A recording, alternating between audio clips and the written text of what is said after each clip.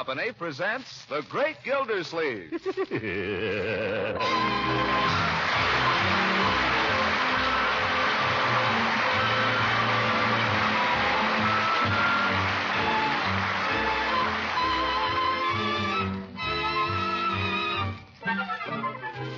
It's The Great Gildersleeve, starring Harold Perry, brought to you by the Kraft Foods Company, makers of Parquet margarine and a complete line of famous quality food products. Telephone.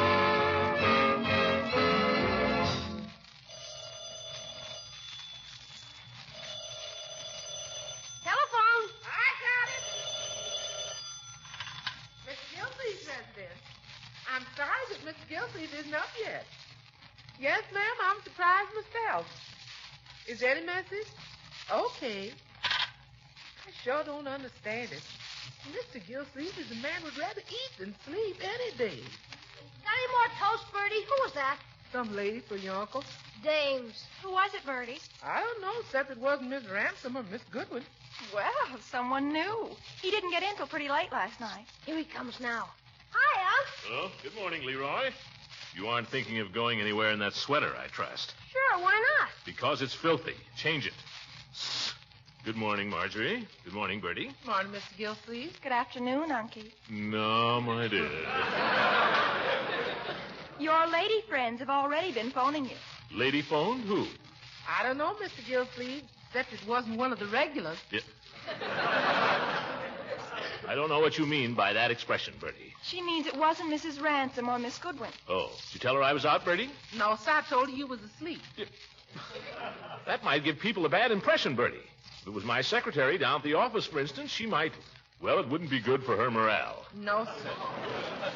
You want some practice, Mr. Gildersleeve? Yes, Bertie, I'm good and hungry. And don't forget some more toast, Bertie. I ain't forgotten, Leroy.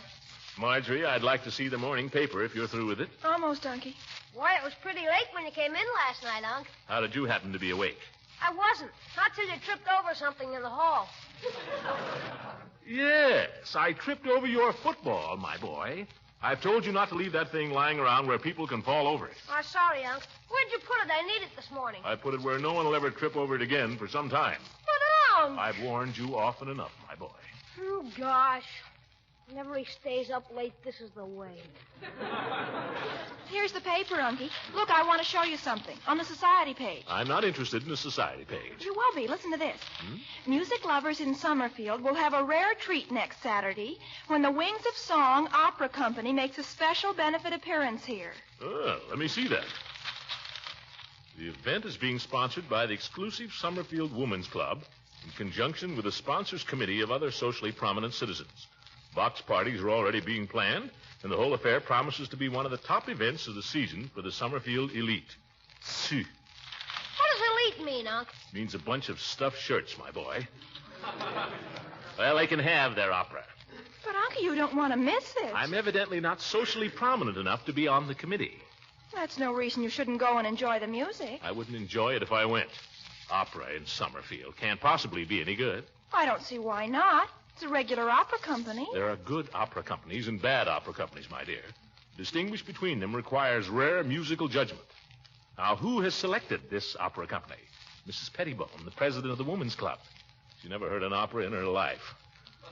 Now, if they'd seen fit to consult with me, but no. Oh, no. Mr. Gildersleeve isn't quite la-di-da enough to be on any opera committee. Oh, mercy, no. Jeepers, what's he all excited about? I'm perfectly calm, my boy. I'm a little disappointed, I'll admit, that there are people in Summerfield who think more of so-called ancestry than they do of real worth, that's all. I happen to believe that opera should be enjoyed by everybody, not simply by the favored few. I still don't see why you can't just buy a ticket. Because I'm not the kind of a person who likes to horn in where he isn't wanted. You mean just because you're not on the committee, you won't go to the opera? Oh, that has nothing whatever to do with it. The opera won't be any good, I'll tell you that. Some small-time company I never heard of. Any opera company that would come to Summerfield must have something to hide. I got it, Mr. Gildersleeve. Mr. Gildersleeve's resident. Yes, ma'am. He's been up, about 5 or 10 minutes. Oh, Bertie. Yes, ma'am. I'll call him. Mr. Gildersleeve, I think it's the same lady. Bertie, you don't have to tell people I'm asleep, and you don't have to tell them how long I've been up. Hello. Oh, yes, Mrs. Pettibone. Yes, I read about it in this morning's paper. Me? A sponsor? I'm pretty busy, Mrs. Pettibone. But, of course, where opera is concerned, I'll be glad to help. You bet. Any time at all. Not at all, Mrs. Pettibone. Thank you. Oh, solo mio. Da, da, da, da. What a character. You children have to hurry and get out of here now. Mrs. Pettibone and Mrs. Bullard are coming over to consult me about the opera. I'll get right out, Unc. I could play outdoors if I knew where my football was. It's in the laundry hamper upstairs. Gee, thanks, Unc. I'll do the same for you sometime. Yes, yes. Oh, solo mio, da, da, da, da.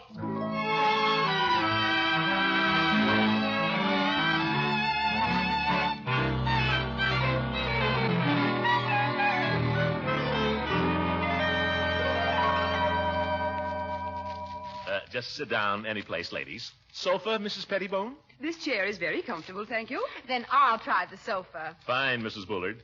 Shove over a little.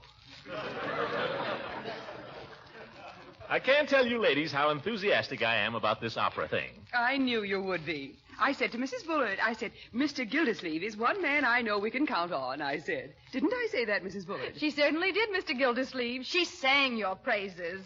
She said you're a man that knows and appreciates music. Well, I happen to have. I've had a little musical training. Mr. Gildersleeve sings, Mrs. Bullard. Did I tell you Mr. Gildersleeve sings? Oh, I've heard him from across the street. I'm afraid sometimes I forget myself. That is, I forget what a big voice I have. You need a big voice in opera, of course. Mr. Gildersleeve, don't tell me you sung opera. Well, I appeared in one or two productions at college. What opera is the company going to present? Well, that's up to the committee to decide. We'll want your advice on that, of course, as one of the sponsors. Oh, at your service, ladies. Which opera do you prefer, Mr. Gildersleeve? Well, they're all good.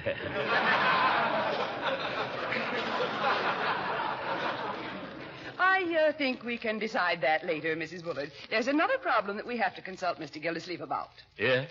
Since this is for charity, we've got to make it a success. Oh, it will be. If it is, it'll be due to the efforts of a handful of men like yourself, Mr. Gildersleeve. We're not asking many sponsors. Is that so? Oh, very few, Mr. Gildersleeve. But your name is so well known. Well, everybody sees it on their water bill once a month. Say, how would it be if I sent out a little notice about the opera along with my December statements? I don't think that would be quite appropriate. Why not? Good way to sell tickets. Oh, we won't have any trouble selling tickets. People are going to be fighting for tickets. After all, Summerfield has never had an opera. I see. How much are the tickets? $5 apiece. $5 apiece? Yes, you see our problem, Mr. Gildersleeve. The tickets are so ridiculously cheap that everybody will want to come. Isn't it silly? It certainly is. But we've thought of a way around it. All our sponsors are taking 15 tickets apiece. That's $75 worth. But I only have a niece and nephew. I doubt if my nephew cares much for opera. Oh, no. You sell the tickets to your friends, Mr. Gildersleeve. Just your best friends. You see, that way we can keep the tickets in the hands of the desirable element. Oh, well, I'll be glad to call up a few people and... Of course. But the sponsors take the tickets in advance. That'll be $75, Mr. Gildersleeve, and if you'll just write us out a check. Check? You mean now? Well, if it wouldn't be too much trouble. Oh, no trouble. Only, Yes? nothing. Let's see. Checkbook. Where is it? Make it out to Earl Lewis, Wings of Song Opera Company, Mr. Gildersleeve. I see. Earl Lewis, Wings of Song Opera Company. Where am I going to get rid of 15 tickets, I wonder? 75 and hundreds. 15 tickets. Do I know 15 people that like opera? Do I know 15 people with $5? P. Throckmorton P. Gildersleeve.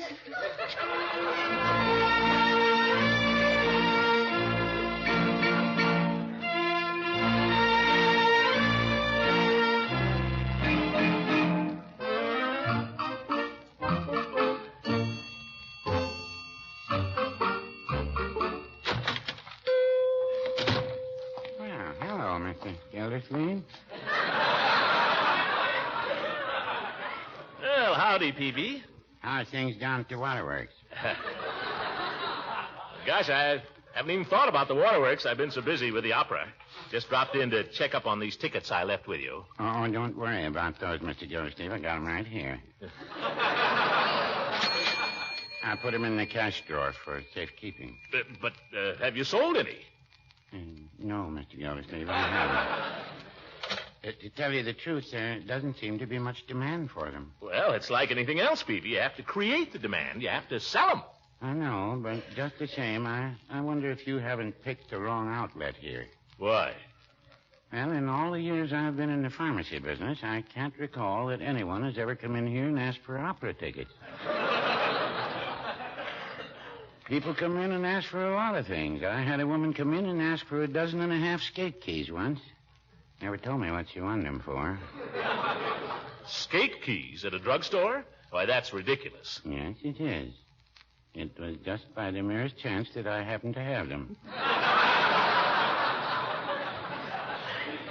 But as I say, I never had anybody ask for opera tickets. Of course, there hasn't been any opera. Yes. Well, you can't wait for people to ask you for them, Peavy. You've got to ask them. Oh, I do. Yeah. The reason you haven't sold any tickets is you haven't tried. Well, no, I wouldn't say that. If you ask me, the reason I haven't sold any, well, I don't like to say this, but I wonder if you haven't set the price a little high, $5. I didn't set the price, Peavy. That's what they cost. I'm not making anything on this, you know. I know, but $5. That's $10 if you take the wife.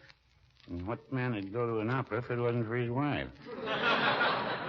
That's not the attitude, Peavy. You're not supposed to enjoy this. It's for charity. That's what I say.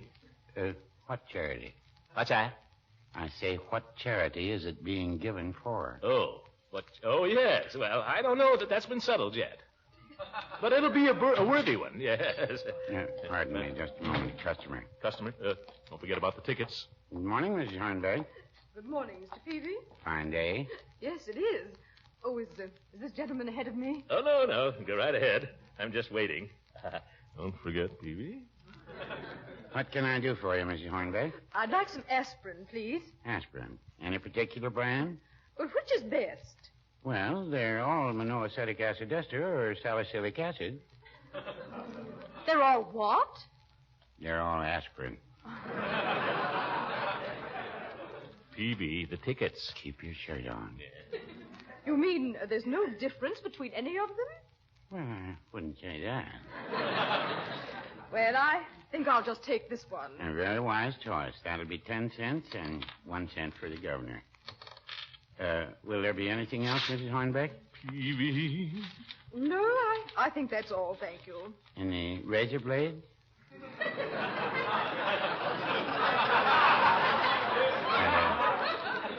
Shaving lotion? Cod liver oil? No, thank you. Peavy. Vitamin tablet? We have a special on bath salts. Well, no, You wouldn't want any tickets to the opera, would you? No, I think that's... Did you say opera tickets? Just a suggestion. I didn't really think you would. Oh, my goodness. There's your package, Mrs. Hornbeck. Thank you very much, and call again.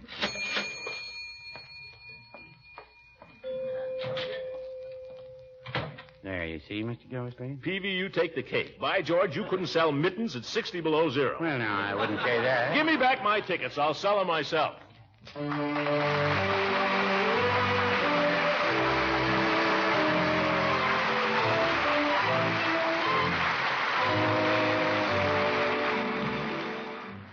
And we'll find out how the great Gildersleeve sells the tickets in just a moment. Mr. Lang, before you say anything about parquet margarine, do you generally have a big breakfast at your house? Well, we usually have a substantial breakfast. Most of my friends say breakfast at their house is such a hectic affair. Everybody sort of eats and runs. Yes, I expect that's true with a lot of people. But I think you'll find that a great many of our go-getting Americans have learned that they need the nourishment a hearty, hot breakfast provides. Well, I wish I could get that idea across in my home. Well, then I'd suggest that you make each breakfast as tempting as possible by serving hot breads or pancakes, or, of course, the old standby toast. And to make any kind of bread you serve taste extra good, I'd recommend Parquet margarine as the spread. Parquet is preferred by millions as a spread for bread because of its unmatched flavor. And it's one of the most nourishing foods you can serve. It's rich in food energy value, and it's fortified with important vitamin A. So get your family off to a right start at breakfast by serving delicious, nourishing Parquet. That's Parkay. Parquet margarine, made by Kraft.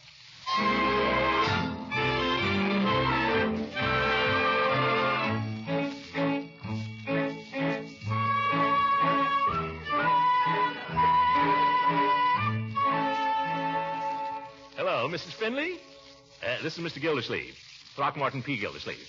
You probably don't know me, Mrs. Finley, but I'm calling with regard to the forthcoming opera benefit, of which you have undoubtedly heard, and of which I have the honor to be one of the sponsors. Your name has been given to me, Mrs. Finley, as one of the... Oh, you're a sponsor yourself. Well, how's it going? Me too. Well, good luck. Uncle Mort, what are the chances of somebody else getting at that phone? Not now, my dear. Give me another name from the book, Leroy. We haven't had much luck with the F's. You want to try the G's? I'll try anything. But, Uncle Mort, you've been on the phone for hours. The way it's going, I'll be on it for days. But I've got to do my homework. Well, go do it. Pick a name, Leroy. But I've got to call Francie. It's algebra. You're not going to do your algebra on my telephone. Well, how can I do it if I can't call Francie? Do it in your head. How does anybody else do it? Next name, Leroy? Flack, E.J. Summerfield 0859. Black. Summerfield 0859. Don't stand there making faces at me, Marjorie. Go do your... hello. Yes. Hello, Mrs. Hold the wire a minute, please. Leroy, what was that name? Flack. Huh? I think it was Flack. Maybe it was Flake. Or Fluke. Yeah, okay. Hello, Mrs. Flack. This is Mr. Gildersleeve, Throckmorton Gildersleeve. You probably don't know me, Mrs. Flack, but I'm calling with regard to the forthcoming opera benefit, of which you've undoubtedly heard, and of which I have the honor to be one of the sponsors. Your name has been given to me. Mrs. Fluke is one... Oh, you too, huh? Sorry to have bothered you. How can anybody sell opera tickets if everybody's going to be a sponsor? Doorbell. It's Judge Hooker. Oh, what does he want? Just when I'm... Wait a minute. Let the dear judge in, my dear. Let him come right in. Hello, Judge. Good afternoon, Marjorie. Horace, my old friend, welcome to our humble abode. Take the judge's coat there, my dear. Horace, I'm certainly glad to see you. Well. Leroy, get out of that chair. Sit down, old fellow. Sit down. Well, if it's all the same to you, I'll stand up, Gildy. No, thank you, Marjorie. I won't take off my coat. Sit down, stand up, take off your coat, roast to death, suit yourself. This is Liberty Hall here. We want to please you. Marjorie, how long has he been like this? Since birth, I guess. Horace, my friend, how much money have you got on you? None of your business. Why? Horace, my friend, much as I esteem you, I've always felt that there's one facet of your education that's been woefully neglected, and that is music. What bush are you beating around now? And if there's one field of music in which you're particularly ignorant, it's opera. Now, I am so fortunate as to have in my possession here a few little tickets. If those are opera tickets. They are. And if you were thinking of selling me any. It was in the back of my mind. Well, I happen to be the chairman of the opera's committee on arrangements. Horace, have you sold any of those tickets they stuck you with? To tell you the truth, Gildy, I've been so busy with all the committee work I haven't even tried. But I anticipate no particular difficulty. I just dropped in to tell you that owing to the many demands upon my time, I may be a little late for the Jolly Boys meeting tonight. Oh, I'd forgotten there was one. You're going, aren't you? I don't know. Well, if you do, ask him not to hold up the proceedings from me. Oh, and since you mention it, you might just take these opera tickets of mine and pass them around down there in case any of the members are cared to purchase. You go sell them yourself, Horace. I've got my own tickets to get rid of. Huh. Well, I may see you later then, if you decide to go. Don't worry. I'll be going.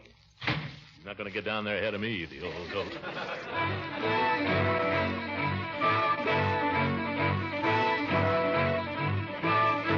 Floyd, you're the most... Boys. Let's be jolly boys, shall we? I'm just trying to make myself heard, that's all, Chief. Well, we heard you. I say we've got to get behind the opera, fellas. I say we should support it. Why? It's for charity, Floyd. Yeah, I know about charity. Give me another reason. Well, it's going to be an important function socially. I think if the Jolly Boys were to attend, it would give them a little class. A little class could ruin this club. He's got a point there. Yeah. Well, there's another thing, too. This isn't just a club here. In a way, we're a musical organization. No, I wouldn't say that. Well, you wouldn't, maybe. But, Floyd, you're a singer. Well, I can hold my own, I guess. You're as sound a tenor as I know. Gee, thanks, Commissioner. And the chief here. I don't know where you'd find a better bass. Thank you, Commissioner. Of course, the judge ain't here, so we don't have to lie about him. Yeah, very good, Floyd. So what I say, fellows, as music lovers and the only singing group in Summerfield that's worth a hoot, the Jolly Boys should not only go to the opera, they should attend in a body. How about it? He's got a point there. Yeah. Yeah, let's all go. That's the stuff, fellas. Now, I've been able to obtain a few choice tickets, which I happen to have here with me. Coincidence. Let's see. Each of us will want to take a wife or friend, I presume. Just a minute, Commish. How much are these tickets? How much are they? Yeah, how much? $5. $5. $5? $5 to take the wife to a lousy opera? $10, Floyd. The tickets are $5 apiece. You keep out of this, Peavy. Now, hold on. I'm for charity and all that, but fun is fun. Yeah. When I pay out $10, I like to get a little something for my money. Lousy opera. Have you ever been to the opera, Floyd? No, and it don't look like I'm going. Have you, Chief? No, I can't say that I have. Peavy? I told you, Merry Widow. Yeah. Why, gentlemen, you've missed some of the greatest entertainment in the world. That ain't what I heard. Why, it's exciting. It's spectacular. People go miles to see it. Why, in the opera Carmen alone, you know what you get? What? Bullfights, duels, parades, love scenes, beautiful senoritas. Yeah? Yeah. And through it all, gorgeous melodies. Toreador, oh, Toreador, Toreador, Toreador. What's the opera about, Commissioner? Carmen, what's it about? Yeah. Well, it's about this girl named Carmen, this beautiful senorita. She's Spanish, see, and she's very ooh-la-la. That's French. Well,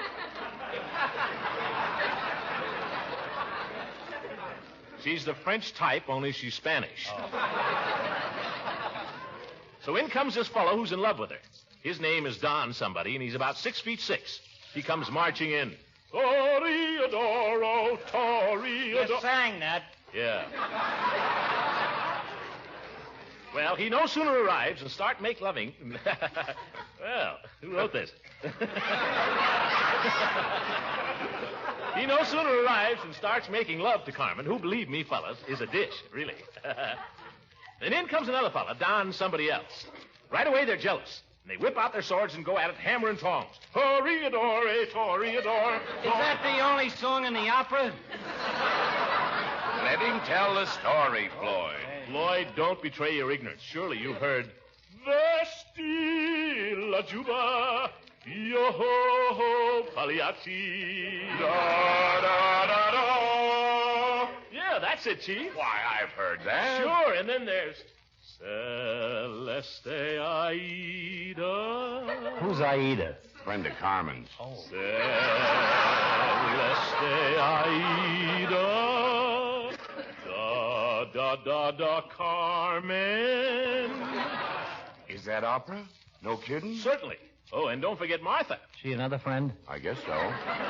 Martha, Martha, I implore you, leave me not to pine and sigh. Say, Chief, you know that, don't Why, you? I've got a record of that. Great. Say, this sounds like a great show. Oh, it's even better when you see it.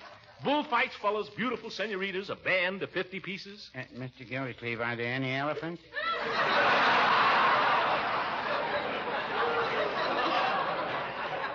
I wouldn't be surprised, Peavy. It's got everything else. Now, I always like to see the elephant. Oh, well. Now, who wants tickets, fellas? How many? Chief? I'll bite, Commissioner. Give me 2. That's the stuff. 2 for the chief. Peavy, how about you? Give me 1 for now. I'll let you know about the other one later. Great. 1 it is. Floyd, how about it? I still say $10 is too steep. Oh, come on, Floyd. Yes, Floyd, let's all go. Well, don't urge him if you don't want to. I just hate to think about what he's missing, that's all those gorgeous melodies. Some think the world was made for fun and frolic, and so do I.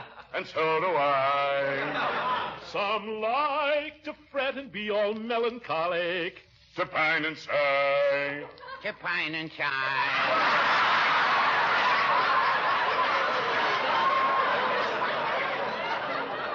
Great. Come on, how about it, Floyd? Nope. But I like to spend my time in singing. Some joyful song. Some joyful song.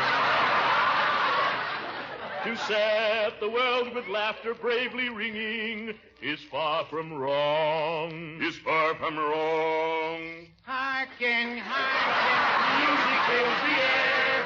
Hearken, hearken, joy is everywhere. Funiculate, funicula, funiculi, funicula. Joy is every... Floyd, I forgot to tell you about the biggest scene in the opera. What's that? That's where Carmen and her friend, these two beautiful senoritas, they get into a fight over this fellow. You know, Don somebody? Yeah. And I tell you, it's really something to see. They bite, they scratch, they even start to tear each other's clothes off. Tear each other's... Yeah? Right before your very eyes. But there's no telling how it might end.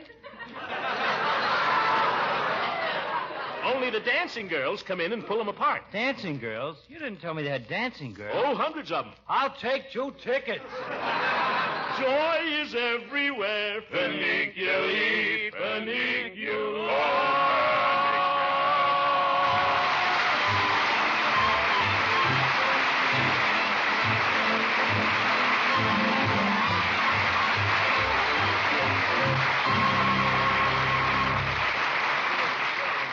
The great Gildersleeve will be back in just a few moments. A little while ago, I had a few words to say about parquet margarine's fresh, delicate flavor, how it makes all kinds of bread taste so good. And I also pointed out how parquet margarine helps provide your family with fine, wholesome nourishment because it's so rich in food energy and fortified with important vitamin A. Now, another reason why parquet margarine is preferred by millions to any other spread is that it's so economical. Parquet's nourishing goodness and unmatched flavor can be enjoyed by your family for only about half the price of costly spreads. So why pay more? Just try Parquet margarine once and see if you don't prefer it to any other brand. That's Parkay, Parquet margarine, made by the Kraft Foods Company.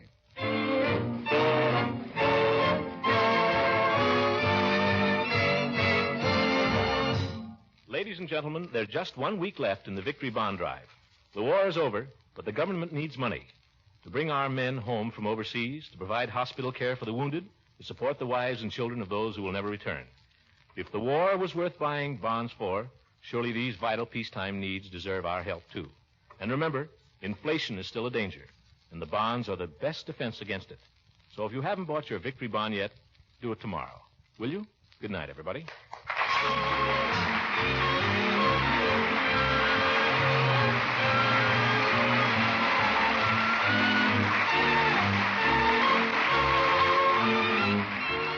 The Great Gildersleeve is played by Harold Perry. It is written by John Whedon and Sam Moore. The music is by Jack Meakin. This is John Lang speaking for the Kraft Foods Company and inviting you to listen in again next week for the further adventures of the Great Gildersleeve.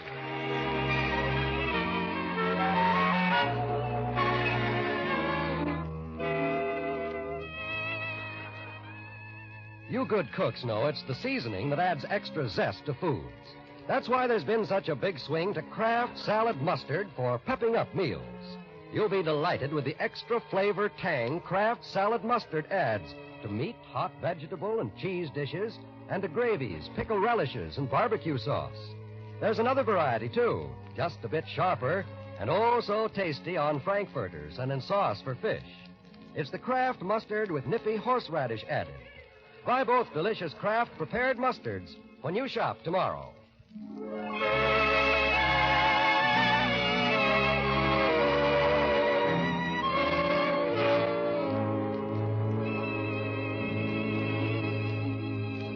This is the National Broadcasting Company.